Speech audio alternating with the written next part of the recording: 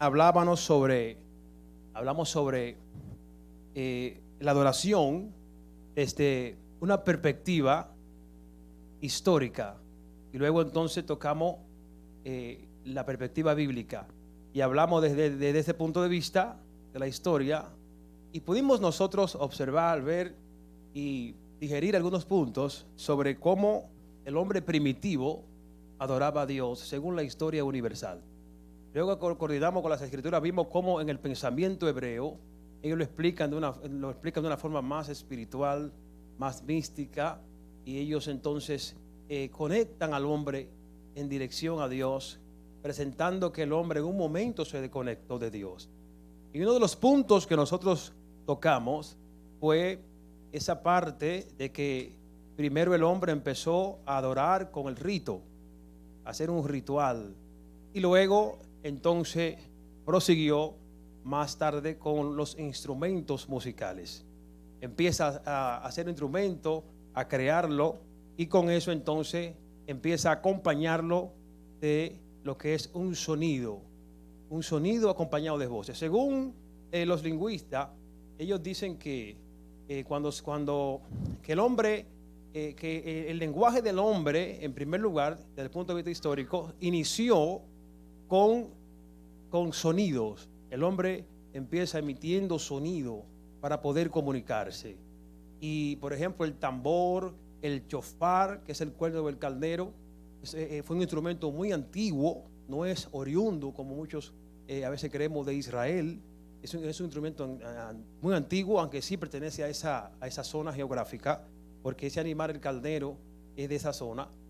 Y el chofar se utilizaba para llamar. Luego pasa una parte mística, porque también se decía que así como el carnero podía, ese animal tenía esa fuerza tan para pelear, para estar para enfrentarse a otros animales, entonces también se decía que al tocarlo, entonces también se ejercía una fuerza mística poderosa que podía derribar muros, etcétera, etcétera. Todo eso es parte de esa mística que antes se enseñaba. Y entonces estuvimos tocando esos puntos, ¿verdad? De cómo el hombre primitivo adoraba. Y es tremendo. Entonces, hoy tenemos un tema un poco parecido, pero de una perspectiva distinta, y es la adoración en la iglesia posmoderna. La adoración en la iglesia posmoderna. Y cuando hablamos de adoración en la iglesia posmoderna, en primer lugar, hoy sí vamos a definir qué es adoración. ¿Qué es adoración? Ayer tocamos pincelada, pero no lo definimos así con tanta, ¿verdad? Pero hoy sí vamos a definirlo. Entonces recordemos que cuando hablamos de adoración, también se habla de alabanza. Ayer tocó un puntico de eso, adoración y alabanza. Sin embargo, existen ciertas diferencias entre alabanza y entre adoración. Hay ciertas diferencias que algunos musicólogos pues lo han visto desde esa perspectiva distinta. Dicen, alabar es una cosa y adorar es otra cosa. No obstante, están en conexión los dos. Las dos palabras y las dos acciones están conectadas.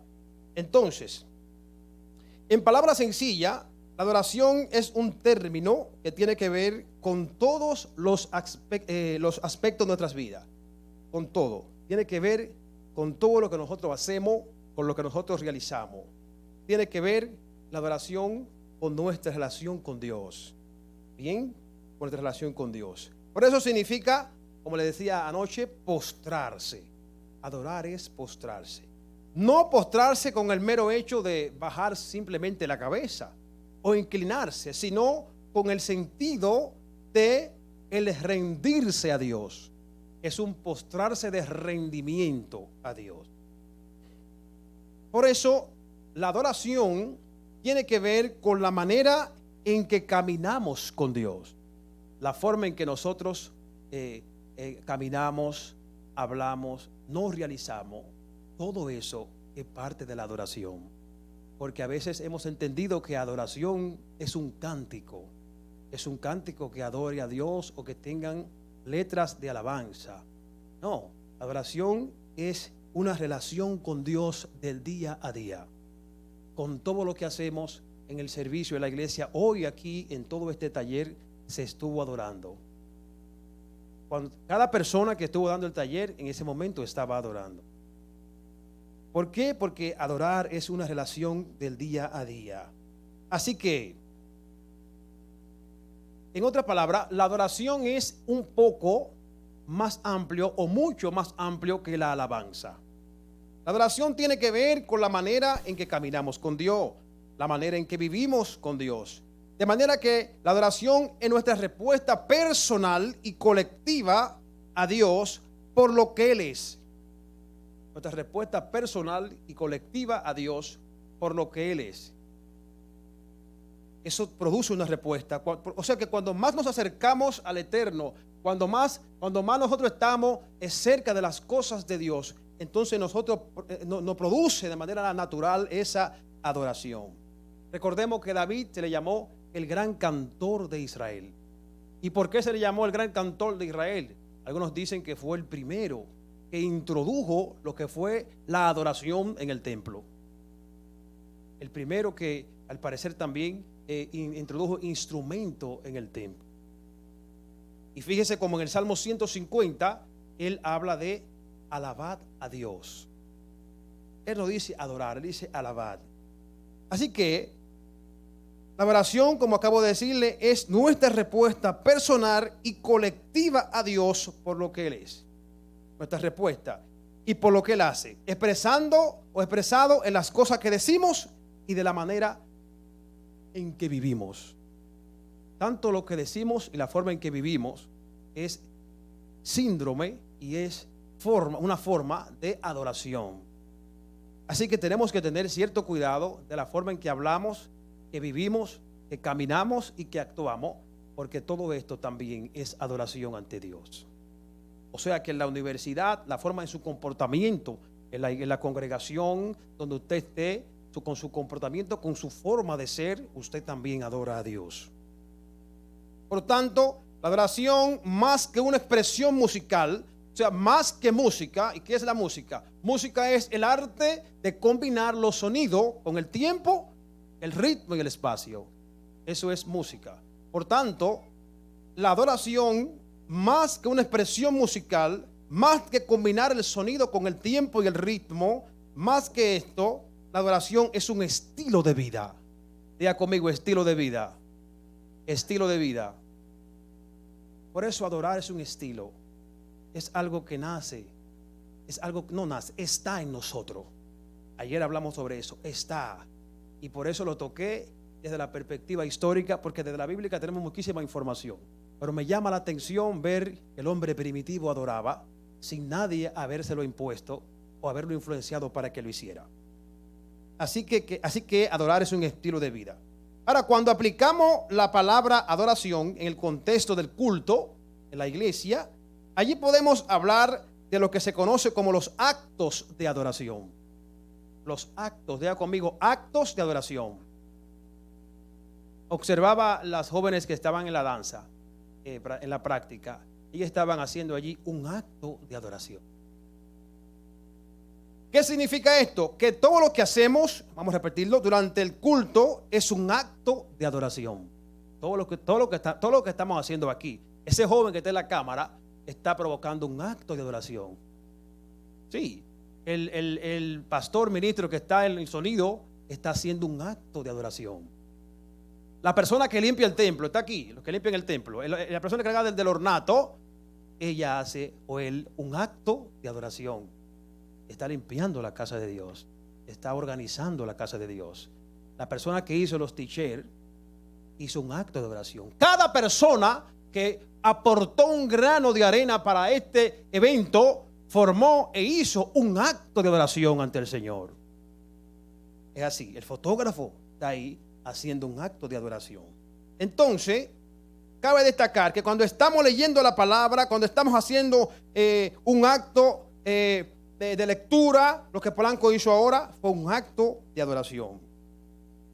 Cuando escuchamos la música, cuando nosotros estamos en la predicación, escuchamos la predicación, cuando escuchamos la enseñanza, cuando escuchamos la conferencia, cuando escuchamos el mensaje, Cuando escuchamos la reflexión de la palabra, estamos haciendo un acto de adoración.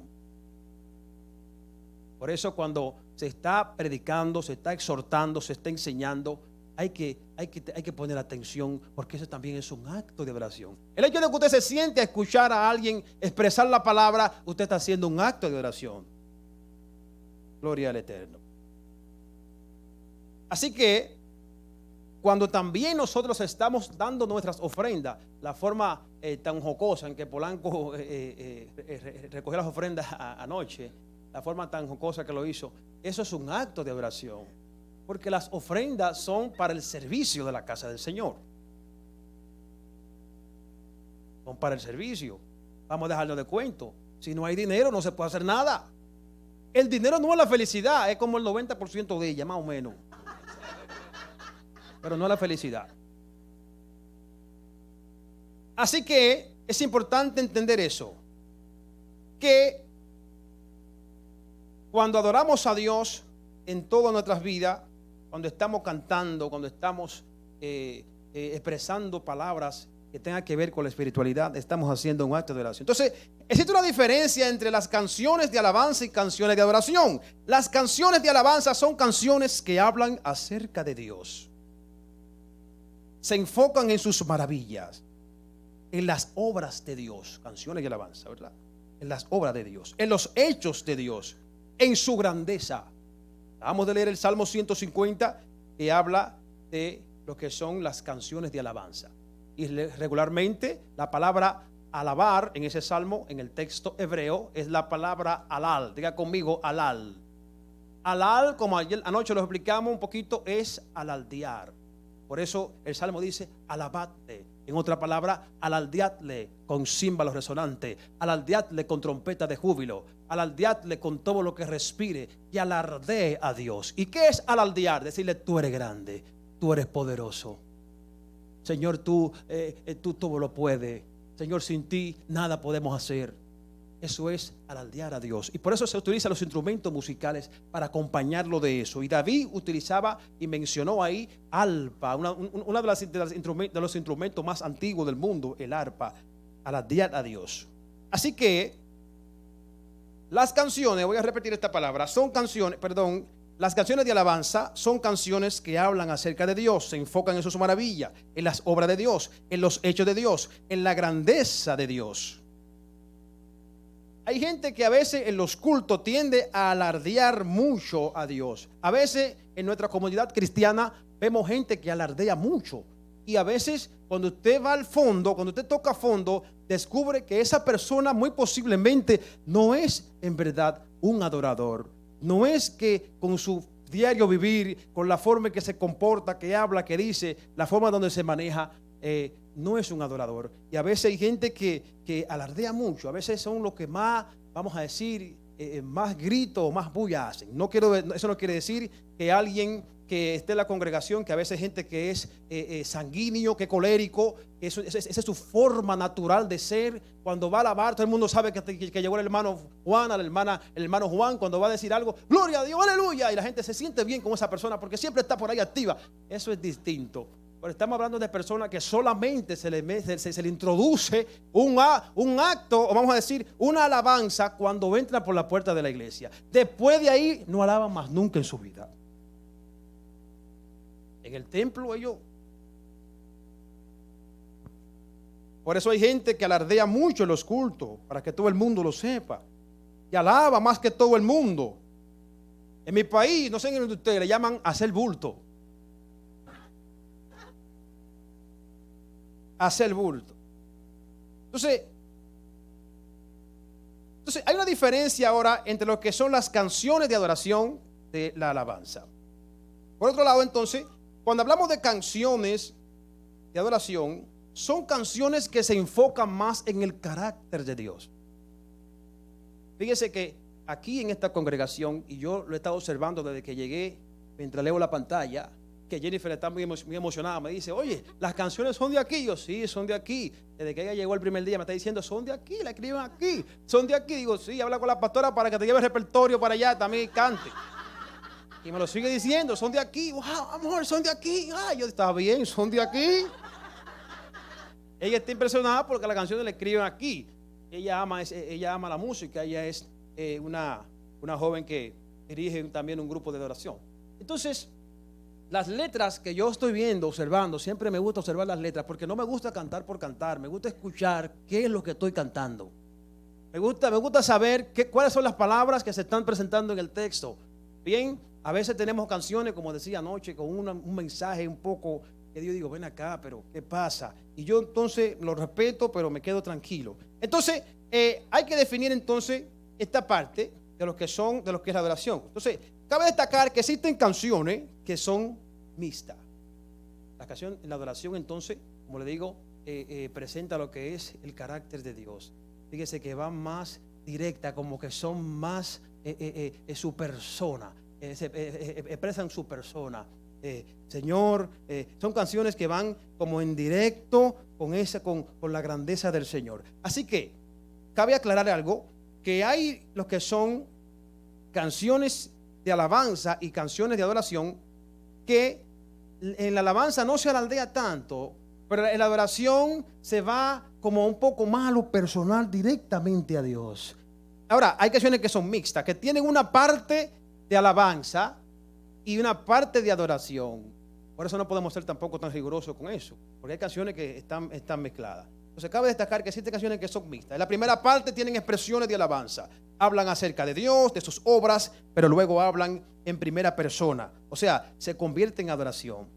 Entonces, en los libros de los Salmos, como se lo mencioné, usted puede encontrar esas diferencias. Otros afirman que las canciones de adoración son un poco más lentas. Hay alguien que dice las canciones de adoración son un poco más lentas y las canciones de alabanza son un poco más rápidas. Pero ciertamente no necesariamente tiene que ser así. Hay personas que hay canciones que son rápidas, que tienen expresiones de alabanza. Canciones que son un poco más lentas, que tienen expresiones de adoración y viceversa. O sea, a veces están mezcladas. Entendiendo esto de las canciones, recuerden nuestro tema, ¿verdad? La adoración de la iglesia posmoderna. Entonces, una vez definiendo ya la palabra adoración en ese sentido y lo que es alabanza, vamos ahora a definir qué es por modernismo, el postmodernismo. Vamos a definir eso. Y cuando hablamos de postmodernismo, recuerde, una vez más, el tema es adoración en la iglesia postmoderna. Entonces, es necesario recordar que el ser humano en su desarrollo en el mundo ha pasado por diferentes eras de crecimiento social que le han sido de bien, pero en ocasiones también le han sido de mal. Esas eras que va el ser humano recorriendo en el mundo son eras que han servido para desarrollarse como también para retroceder. Por ejemplo, una de la edad que vamos a mencionar antes de llegar al postmodernismo, porque para allá voy, es la Edad Media.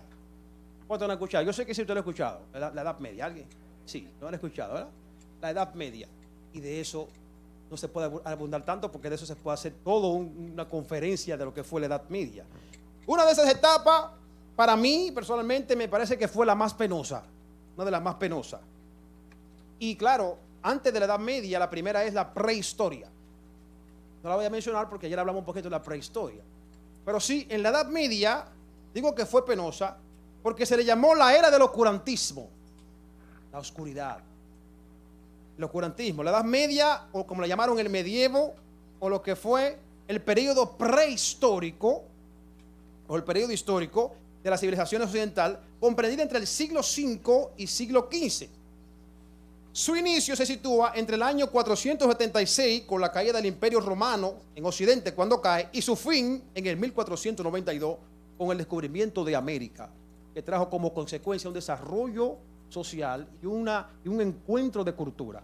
En el año 1492, cuando Rodrigo de Triana dijo tierra, montado allá en el mojón de la barca, se descubre América.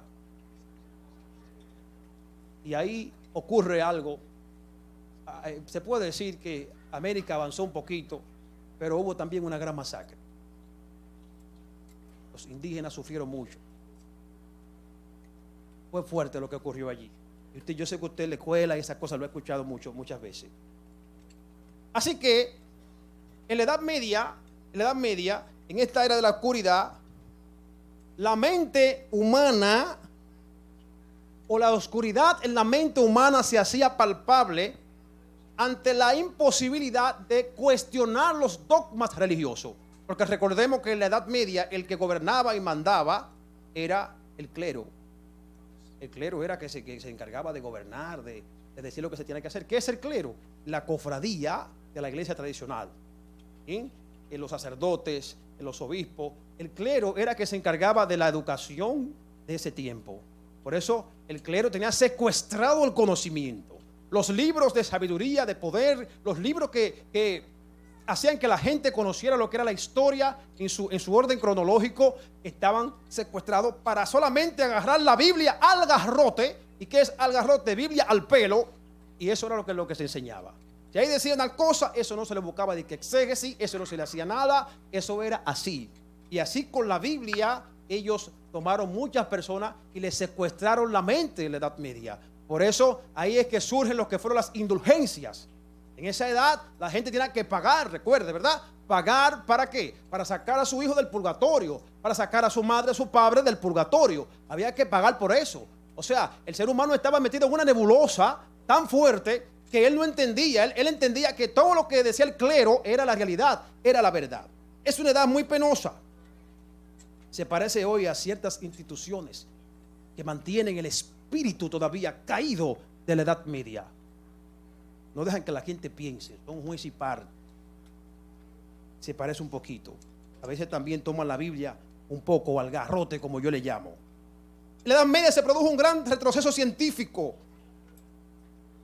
Recuerden varias teorías que pudieron contradecir los dichos bíblicos. Si subía una teoría, por ejemplo, Nicolás Copérnico cuando descubrió lo que fue la teoría del heliocentrismo, diciendo que nosotros no éramos el centro de la Tierra, y hubieron discusiones con la Edad Media, y se produjo un retroceso científico al impedirse elaborar teorías que pudieran contradecir los dichos bíblicos, ya que la Biblia se aceptaba, como le acabo de decir, al pelo. Entonces, el derecho a la libre expresión de las ideas fue cortado al punto tal que muchos que se atrevieron a ejercer lo que fue el pensamiento, entonces cayeron dentro de los tribunales de la Inquisición. Lo mataron, lo asesinaron solamente por pensar. Hoy en día, yo no sé, por eso esa edad como que a veces como que se queda en algunos. Y la gente que piensa mucho, entonces empieza como a separarlo. La gente que utiliza la razón, que hace preguntas de por qué de la Biblia, de por qué aquello, de qué pasó aquí. La gente que investiga mucho, entonces como que hay un tribunal de la Inquisición que empieza a caerle encima. Sí. Son inquisidores. Y ya no es una práctica de poner a alguien por las máquinas que se inventaron en la Inquisición. Ahora es una inquisición que yo le llamo la hoguera de la excomulgación, la hoguera de la excomunión. O sea, te sacan de ahí, te ponen atrás, no opinen, no digan nada, y esos vaticanos agarran y te cierran también las puertas del cielo y también la del infierno, te las cierran todas para que tú no seas parte de ello, solamente porque tú estás pensando. Y qué lamentable, qué lamentable. Por eso el antiguo y profundo pensamiento reflexivo de los griegos, con la filosofía, madre de toda la ciencia, quedó reducida a nada en un prolongado letargo, que luego en el siglo XV, o sea, 10 siglos de conocimiento, entonces es que empiezan las cosas a mejorar un poquito. Entonces, allí se creía en sueños y en visiones. Lo que alguien soñaba, lo que alguien decía, se le ponía mucho caso a esa parte. Todo lo que no se podía explicar se lo adjudicaban a un demonio. El sexo también se convirtió en un pecado, porque entonces se interpretó a la mujer, a Eva, como que fue el problema de la humanidad. Y hoy sigue ese espíritu de la Edad Media. Es por la mujer, estamos aquí. Y había gente por las mujeres, por las mujeres, por las mujeres. Investigue, lee ese texto al paso para que usted vea la responsabilidad a quién fue que se la dieron. Sí.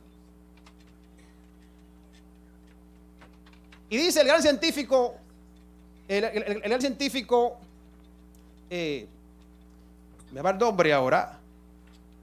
Este científico dijo que le adjudicó el problema de la biblioteca de Alejandría porque ahí estaban recopilados todos los conocimientos prácticamente del mundo, por los Ptolomeos, que fue que la crearon. Inclusive estaba ahí también lo que fue la Septuaginta, y allí pues se quemó la biblioteca, la quemaron, le pegaron fuego, y ese científico que ya murió, Carl Sagan, ya me llegó a la mente, Carl Sagan, ese cosmólogo dijo, se la adjudicó, dijo, eso fue el clero que la mandó a quemar. Todavía se está discutiendo por qué la quemaron, quién fue que la quemó, pero él dice, fue el clero, porque allí había mucho conocimiento. Entonces ese conocimiento estaba trayendo problemas.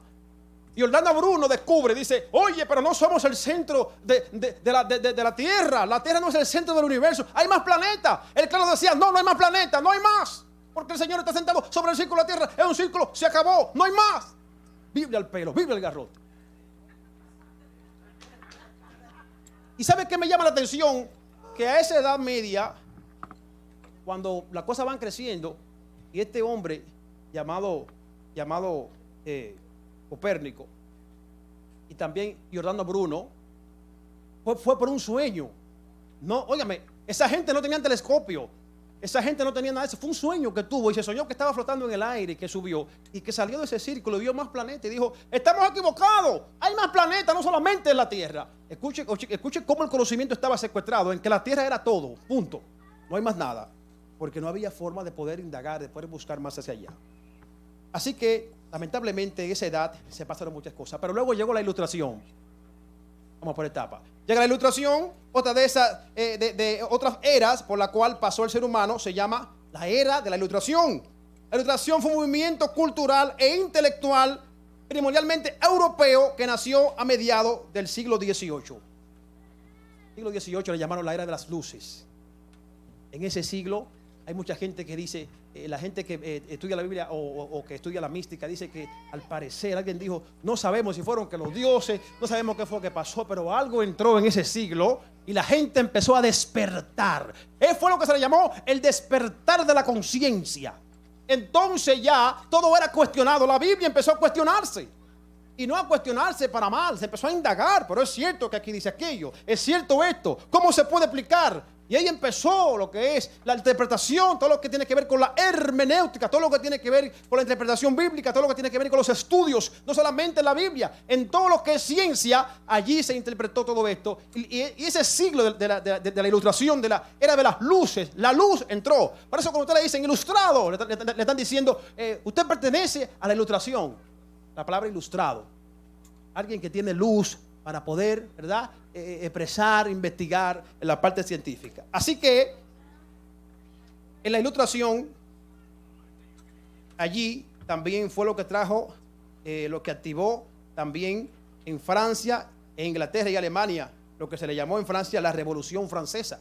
En República Dominicana, gracias a la Revolución Francesa, nosotros tenemos la primera constitución de la República Dominicana.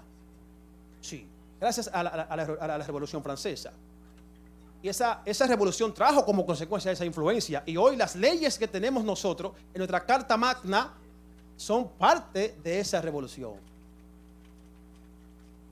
Por eso a los que estudian Derecho, a los que estudian el arte de lo que son las ciencias jurídicas, le enseñan francés. Para que puedan leer el código de Francia, porque es muy semejante al código de nosotros los dominicanos, allá en República Dominicana. Por eso la Ilustración trajo de todo, mucha influencia. La Ilustración trajo como consecuencia lo que hoy tenemos nosotros como los teólogos. La Ilustración trajo como consecuencia el pensamiento, la era de la ciencia. El científico estuvo allí. También se le llamó lo que es el Renacimiento. Pero hubo mucha luz, pero también oscuridad, porque fue un pleito. No fue que llegó la Ilustración y ya está todo. Fue una guerra entre pensamientos, una guerra entre gente con la mentalidad oscura, una guerra con personas con serios problemas, una guerra entre el clero y entre el pensamiento, una guerra entre los que no quieren pensar y los que quieren pensar, una guerra entre los que se hacían preguntas y los que no cuestionaban nada.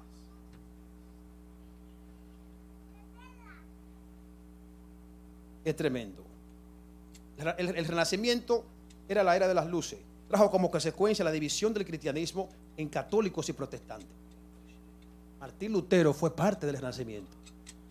¿Y sabe cómo Martín Lutero despertó? Martín Lutero, los libros estaban secuestrados. Y el mismo Giordano Bruno, en la misma iglesia católica, apostólica y romana, se coló y empezó a investigar unos libros que estaban ocultos, de ciencia, que estaban secuestrados. Y allí él descubre y se ven acá. Y luego se sueña con eso, porque a veces lo que uno se sueña, pero que uno lo lee o lo mira, lo observa. No todo es una revelación. A veces el cerebro produce sueño con lo que nosotros miramos. Aunque Dios, yo creo firmemente que también el Eterno utiliza el sueño para hablar con nosotros. Y así Giordano Bruno lo encontraron leyendo eso y hasta lo iban casi a condenar. Y así entonces, gracias a Lutero, tenemos hoy lo que es la reforma protestante, la reforma que hoy nos llaman a nosotros los hermanos separados. Lutero dijo, pero ven acá, también despertó. La ilustración despertó a Lutero y dijo, ven acá, pero que las cosas no son así.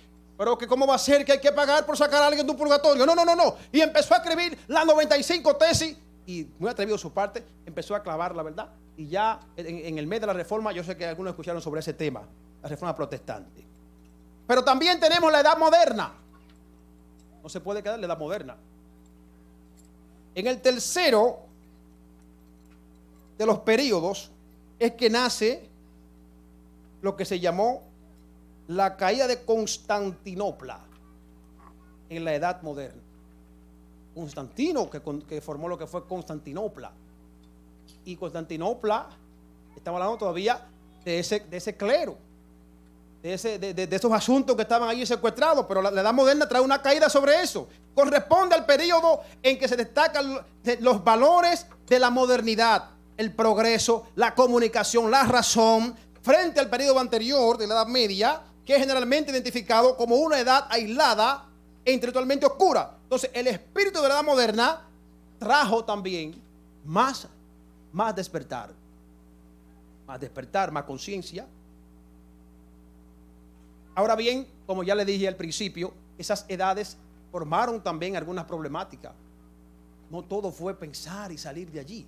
A veces cuando se piensa demasiado, lo que hace es que se oscurece la mente.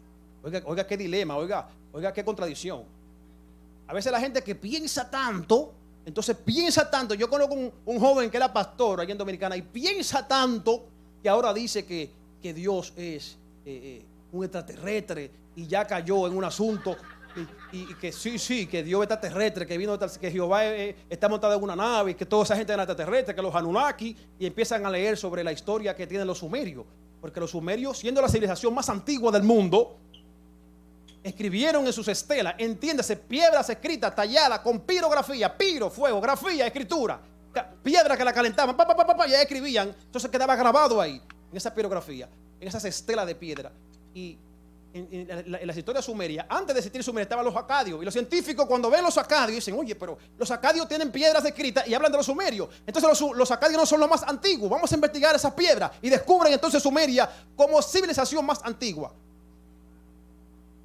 Y cuando descubren a Sumeria, los sumerios también en otras piedras de ellos ya entran en una parte mística y dicen que había un hombre llamado ¿cuál es el nombre? Fulano, y él estaba en tal sitio y que los Anunnaki descendieron de los planetas y agarraron porque el planeta se estaba casi dañando y empezaron a buscar lo que era oro, y entonces ellos fue que hicieron al hombre y al Homo sapiens lo inyectaron para que el hombre salga y poder hacer un trabajador. Inventaron y se han inventado tantas teorías, lo que le llaman teorías de conspiración y esas cosas, que él se metió tan profundo a investigar. Entonces, bueno, si los sumerios son, según la historia universal, la civilización más antigua, entonces ellos también hablan de otra, pero ellos se metieron en mística. Entonces él empezó a decir que esa mística y esas cosas, entonces de ahí fue que vino Dios y hoy se descarrió. Esa fue la conclusión. Dígame usted. En la edad moderna se encontraron los dos mundos. Los dos mundos que habían permanecido casi absolutamente aislados desde la prehistoria. El mundo de América, el descubrimiento de América, y el viejo mundo se encontraron. Entonces tenemos la prehistoria, tenemos la edad antigua, tenemos la edad media, tenemos la edad moderna, y ahora tenemos la edad contemporánea, el postmodernismo. Fíjense cómo van las edades. En todas esas edades hubieron pleito. Había gente que pensó tanto que se oscureció. Había gente que pensó tanto también que se iluminó. La posmodernidad, ¿qué es? Ahora sí caemos aquí en la posmodernidad. La posmodernidad es la era contemporánea, nuestro tiempo. Sé que lo sabía, dígame amén. Ese tiempo, este tiempo, esto trajo como resultado lo que se llama la edad contemporánea. Es el periodo actual de la historia del mundo. Comprende el tiempo que va desde el comienzo de la Revolución Francesa, con la caída de Bastilla el 14 de julio del 1789 hasta la actualidad. En ese tiempo es que se encuentra actualmente la iglesia del universo, la iglesia del cosmos, del mundo, la sociedad de hoy. Porque la iglesia no se queda afuera. Está toda la sociedad, somos parte de la sociedad. Entonces nos encontramos dentro de ese posmodernismo. ¿Y qué significa post? ¿Qué me dice? Post. Después de. Entonces después de esta era llegó un postmodernismo. Las cosas están avanzando aún más, supuestamente aún más. La Real Academia define lo que de la lengua española, define la palabra postmodernismo o postmodernidad de la siguiente manera. Postmodernidad, movimiento artístico y cultural, define del siglo XX. ¿En qué siglo estamos? Define del siglo XX y sigue el XXI, caracterizado porque se opone al racionalismo y con su culto predominante de las formas del individualismo. Apunta esa palabra, se opone al racionalismo y con su culto predominante de las formas también al individualismo y la falta de compromiso social. O sea, ya cuando hablamos de esta edad, en la postmodernidad, el arte ya no es un cuadro bien definido, sino un cuadro sentimental. Se entra en el sentimentalismo. Por eso ya los cuadros que antes estaban bien definidos en aquellos tiempos, ya en esta edad, un cuadro puede ser una pintura que le tiren y le ponen un apellido. ¿Y qué es eso?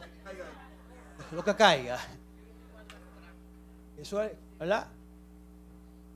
Ese posmodernismo, en esa conciencia social de que nada es nada, ya no había una mujer esbelta, pintada, ahora la mujer tiene el ojo en la frente y la boca aquí atrás.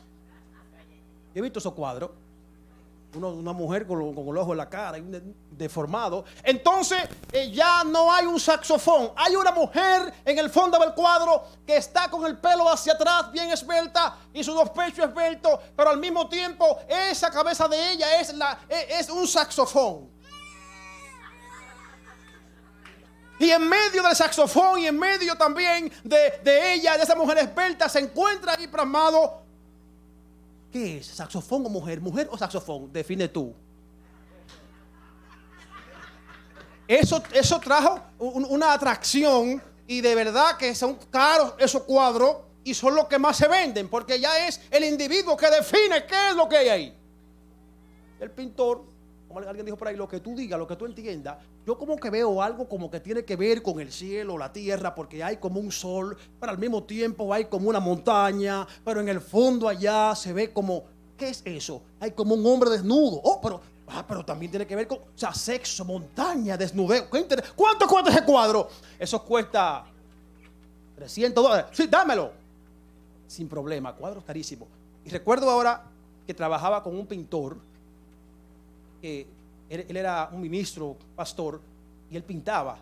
Él me ayudó a mí también a pintar.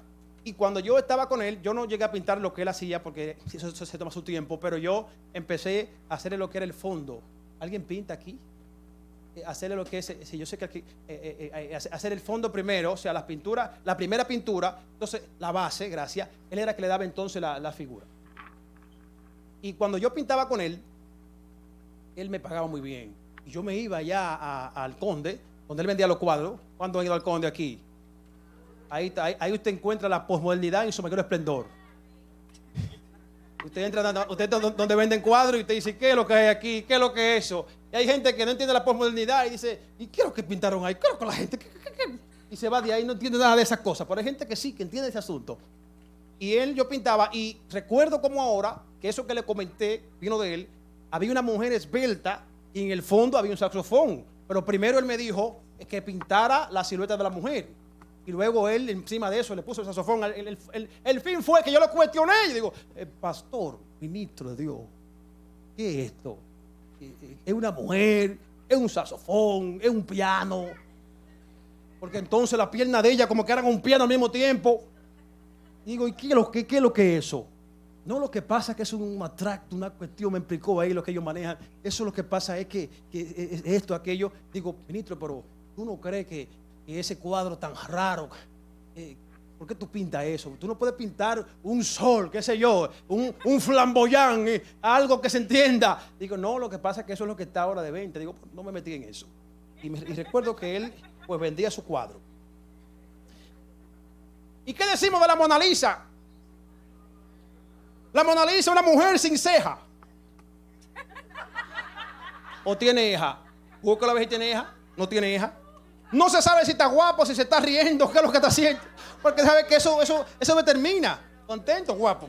Contento, guapo. Eso determina que la fracción de la cara. Todavía se está buscando hoy en día quién es la Mona Lisa. Hombre, mujer, que si es Leonardo da Vinci, que la pintó, ¿verdad? Que si es da Vinci, que quién es el fin es que quién es. Y ahí está el conflicto. No se ríe, pero también la gente dice, pero me paro de este lado y me está mirando. Me paro de este lado y me está mirando. Me paro aquí y me está mirando. ¿Y qué cuadro es? ¿Y cuadro que cuesta dinero ese? Eso es caro. Porque usted ve por ahí Mona Lisa, pero eso lo pintan en patio. La Mona Lisa original, eso cuesta dinero. Mire. Entonces,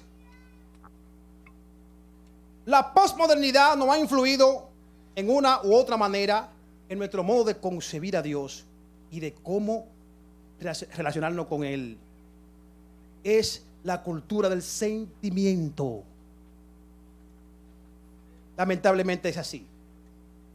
El auge de la experiencia sentimental es la posmodernidad. Es la manera como ahora el mundo trata su comunión con Dios en la adoración. Recuerde el tema. Es la manera como el mundo trata su comunión con Dios en la adoración. ¿Y por qué? La posmodernidad nos ha influido de una u otra manera en nuestro modo de concebir a Dios y de cómo relacionarnos con Él. La adoración en la posmodernidad estaba marcada por la razón, mientras que, en la modernidad, en la posmodernidad está marcada ahora por las emociones.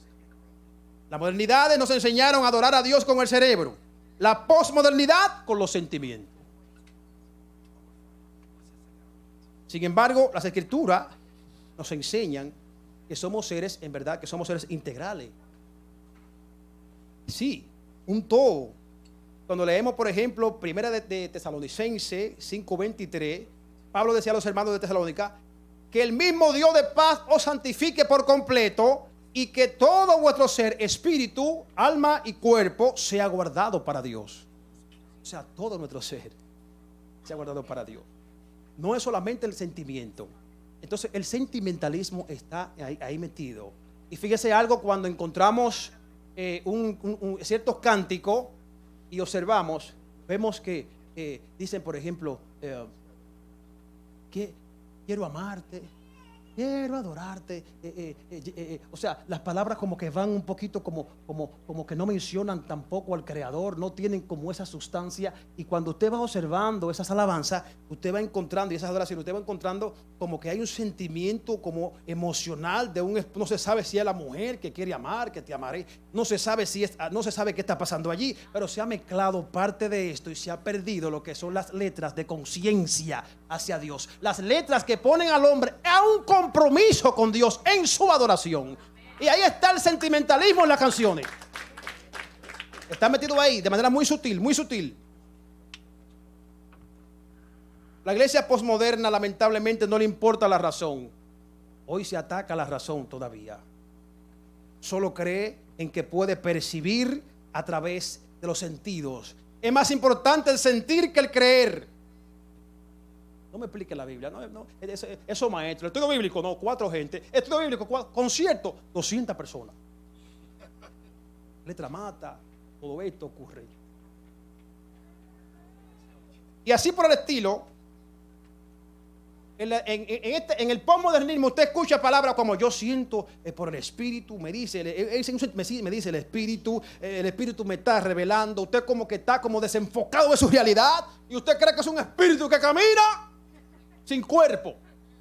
Y todo es el Espíritu, y el Espíritu por aquí y el Espíritu por allá. Yo siento un fuego, yo siento una llama, yo siento una paloma, la paloma de Polanco. Yo siento esa paloma ha traído problemas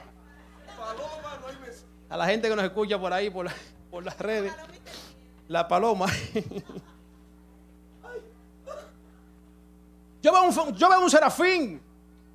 El posmodernismo ha sacado a la gente de su realidad y lo ha introducido en un sentimentalismo que es vano, que no es real, ciertamente. Yo siento un fuego, siento una llama, yo siento una chispa, yo veo la espada desenvainada, tómala en tu mano. El posmodernismo saca el machete, pelea y te pone a pelear con fantasmas que no existen, que están solamente en tu mente, que están solamente obrando en el espíritu de la posmodernidad. No son reales, pero la gente cree que sí. Hay gente que toma tu espada y empieza a pelear, no sé con quién, y que fuego. Yo vi un varón que empezó, mira. Pero digo, mío, ese hombre será Bruce Lee o qué. El postmodernismo entró la gente en el sentimiento. Pero no dicen, yo siento ir al seminario, yo siento ir al congreso, ¿verdad? Yo siento escudriñar seriamente las escrituras, yo tengo que estudiar, yo siento, yo tengo que prepararme, ¿verdad? Yo tengo que creer, yo tengo que ser fiel, yo tengo que inscribirme en el curso de voces para dejar de cantar malo, yo tengo que ser íntegro. Eso no. No dicen, yo tengo que dejar la manipulación y el sentimentalismo, yo tengo que estar dispuesto a servir en la casa porque hacen falta líderes. No, el postmodernismo trajo como consecuencia lo que comentaban ahorita en la conferencia que tuvo la amada Jennifer sobre lo que es, se cambió el templo, el lugar de adoración, por el centro de eventos. Hay que diferenciar lo que es un centro de eventos y un lugar de adoración. En el centro de eventos, ¿qué se te brinda? Sentimiento, sentimentalismo, mucho fuego, mucha llama, muchas emociones, muchas visiones, muchos ángeles por donde quiera que solamente están en su psiquis. Ángeles por aquí y ángeles rodando, y cuidado que se metieron los ángeles. Las canciones también, y ángeles van bajando y van rodando, y cuidado, y espada por allá, y suben y bajan, y suben y bajan, y suben y bajan. ¿Dónde están los ángeles? Solamente lo ven 2 o 3 gente. O lo ve el expositor. Y la gente como que le atrae. Porque ese postmodernismo atrae ese sentimiento que a la gente le gusta que le manejen las emociones, que le mueva la dopamina. La dopamina provoca lo que es el amor, el sentimiento. La gente dice, cuando la gente está enamorado, que siente mariposita, es una mariposa. Eso se llama dopamina. Una sustancia en el cerebro que hace que tú quedes como en el aire, como loco, así, como estás enamorado. Que tú no veas el problema de la persona, que tú no veas nada, tú estás asfixiado y todo es luz, todo es estrella. Tú no razonas, tú no dices, pero ven acá, ¿y dónde vive ella? ¿Quién es su mamá? ¿Se porta bien? ¿Ella friega? ¿Qué ella hace? ¿Dónde vive él? ¿Él trabaja? ¿Quién es él? ¿Cómo se llama? ¿Quién lo patrocina? ¿Quién es su pastor? ¿Dónde vive? ¿Qué estudia? ¿Quién es? ¿Es un loco? No, tú no sabes lo que es. No importa, el postmodernismo te enseña que a que tú simplemente con la dopamina, tú estás enamorado, me gusta, ¿y qué es lo que tú le ves? Y tu madre dice, pero ¿qué es lo que ese muchacho tiene? Es un delincuente. No, mami, yo lo amo. Yo lo amo. Y la pastora razonando, la pastora usando las razones de raciocinio. No, muchacha, la edad que tengo no es de lujo. Ese muchacho tiene problemas. Ya lo psicoanalicé, me senté con él en la oficina, le pregunté, está en el limbo de lo justo. Está en el aire, está perdido entre el tiempo y el espacio como un alienígena ancestral.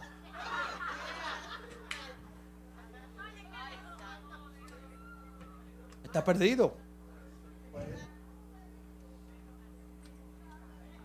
Por eso, en Valencia, por eso el postmodernismo lo que hace es que la sustancia del cuerpo, la dopamina, la melanina, esa sustancia que el cerebro utiliza para las emociones, porque somos seres emocionales. ¿Cuántos dicen amén? No podemos dejar fuera las emociones, eso es imposible. De hecho, el Espíritu de Dios la presencia de Dios o Dios mismo, Espíritu, provoca en nosotros el sentimiento para sensibilizarnos. Pero ese sentimiento tiene que estar, ¿verdad? Tiene que estar bajo una palabra, tienes que estar con una conciencia, tienes que estar con un sentido lógico, tienes que estar bajo un estudio, bajo algo que sea propicio, bajo unas letras que adoren, que alaben. Tienes que estar un sentimiento que sea sacro, que sea puro, que te inclines al bien. No un sentimiento que te vuelva algo vano. Un sentimiento sin sentido. La oración en la iglesia posmoderna no está basada en el diario vivir, sino en una presencia fuerte y marcada por el sentimentalismo. Un exceso de lo sensual o sensorial. En cada una de sus líneas se presenta esto. Expresiones, ¿cómo? Voy a repetirlo. Quiero sentirte, quiero tocarte, quiero... acaríciame. Dice, ve acá, pero ¿a quién que va a acariciar? ¿A quién es? ¿A Dios o a quién? El sentimentalismo está ahí, está ahí. Está ahí. El posmodernismo está presente. No es cristiano. Están ahí. En cada una de sus expresiones. Quiero tocarte el rostro. Quiero escuchar los latidos de tu corazón. Abrázame, tócame. Eso también. Usted no sabe si le está cantando a la mujer suya, a una novia. No se sabe a quién es. Quiero escuchar los latidos del corazón. Señor, muéstrame tu corazón, tu latido. Escucha. Hay gente que dice, escucha los latidos del corazón. El posmodernismo es tan fuerte y tan atrevido que dice que el dinero tiene oído y que se escucha. Que el dinero tiene oído, tímpano y que se escucha. Escucha el dinero, se escucha. El posmodernismo es tan atrevido que ha llegado al fin de dibujar un cuadro y decir que son cuadros proféticos.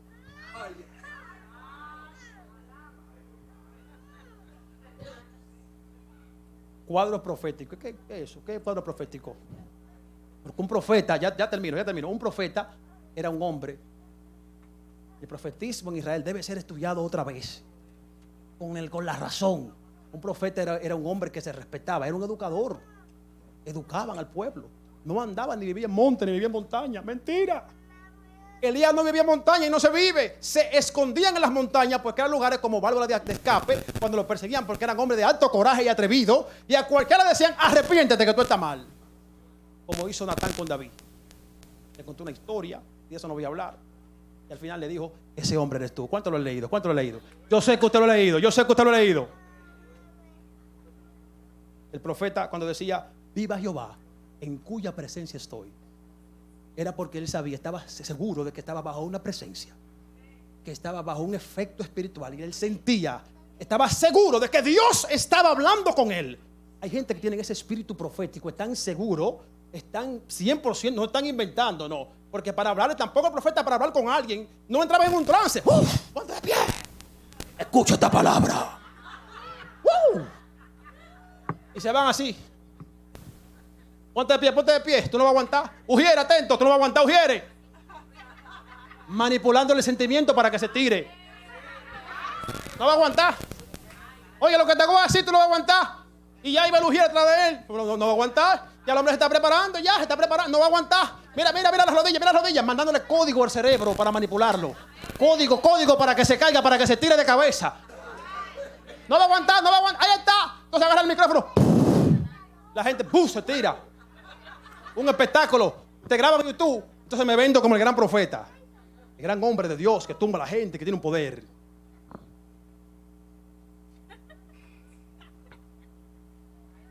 Gloria a Dios. Cierro con esto, ya hay que cerrar. Mire, cuando el profeta Isaías, como decía el pastor ahorita, que nosotros terminamos muchas veces, concluimos muchas veces.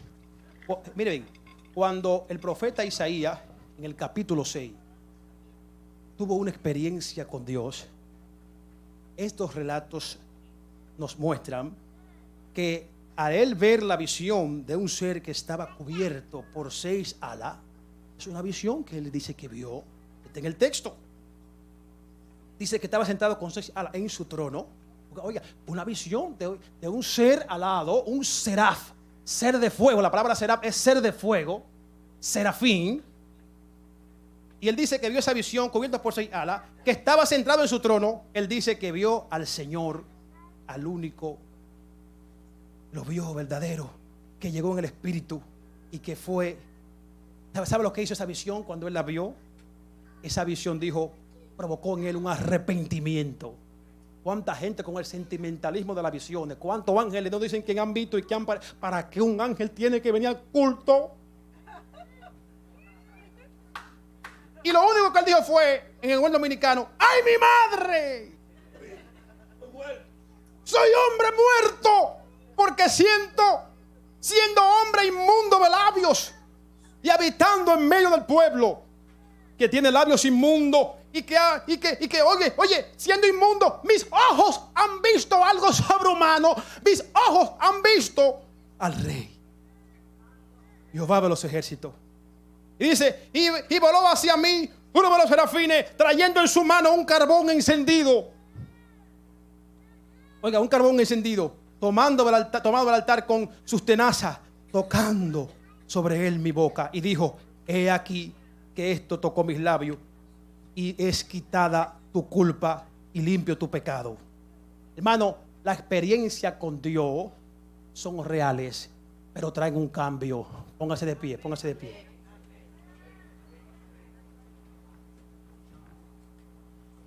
Vamos a dejarlo aquí. La experiencia con Dios trae un cambio.